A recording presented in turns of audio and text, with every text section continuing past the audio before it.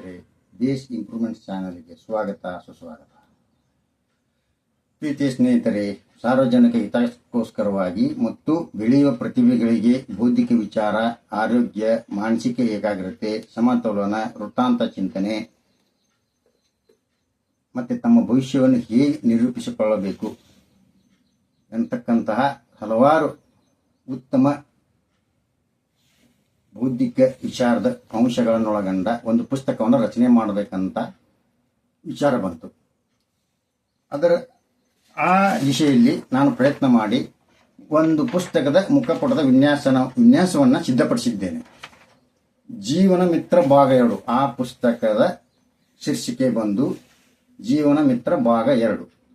ಸ್ನೇಹಿತರೆ, ಇಲ್ಲಿ ಆ ಪುಸ್ತಕದ ಮುಖಪುಟದ ವಿನ್ಯಾಸವನ್ನು ತಮಗೆ ತೋರಿಸುತ್ತಿದ್ದೇನೆ. ತಾವು ಅದನ್ನು ಗಮನಿಸಿರಿ.